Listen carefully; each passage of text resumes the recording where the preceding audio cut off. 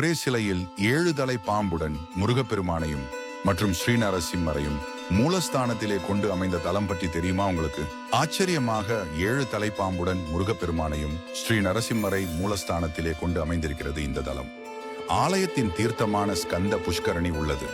பிரணவத்தின் பொருள் தெரியாமல் போனாலும் பிரம்மன் செயல்படுவதில் தவறு இழைக்கவில்லை. அவர் செயலில் குறுக்கிட்டதன் மூலம் நீ தவறு செய்திருக்கிறார் என்பது புரிகிறதா என்றார் முருகனிடம் சிவபெருமான்.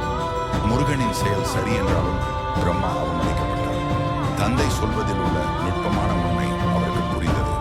அதற்கு தாமே ஒரு தண்டனை விதித்துக் கொண்டார். அப்படி அவர் ஏற்றதுதான் நாகபலி. அந்த பெருமானை தேடி வந்தன மகா நாகங்களான வாசுகி போன்ற நாகங்கள். கருடனால் எங்களுக்கு ஆபத்து தொடர்கிறது, நீங்கள் தான் காப்பாற்ற வேண்டும் என்று நாகவழியிலிருந்து முருகனிடம் தஞ்சம் தந்தனர். உடனே முருகன் பார்க்கடலில் பள்ளி கொண்ட பரமனை துதித்தார். என்ன காரணம்? கருடனை கூப்பிட்டு கண்டிக்காமல் விஷ்ணுவை துதித்தது ஏன்? பிரம்மனின் செயலில் குறிப்பிட்டது போன்று செய்யக்கூடாது என்பதால் கருடனை வாகனமாக கொண்ட பெருமானை துதித்தார். முருகனின் பிரார்த்தனையை உணர்ந்து லக்ஷ்மி நரசிம்மராக தோன்றினார் திருமால். கருடனால் நாகங்களுக்கு தொல்லை ஏற்படாது என்றும் வரமளித்தார். அது மட்டுமல்ல, தாமே அங்கு எழுந்தருள்வதாக வாக்களித்தார். அதனால்தான் மூலஸ்தானத்தில் சுயம்புவாக கிழக்கு நோக்கி முருகன் தரிசனம் அளிக்கிறார் என்றால் அதன் மறுபக்கம் நரசிம்மர் தரிசனம் அளிக்கிறார். மூலவருக்கும் பின்னே பெரிதாக வைக்கப்பட்டுள்ள கண்ணாடியில் நரசிம்மரின் திருவுருவத்தை தரிசிக்கிறார்கள் பக்தர்கள்.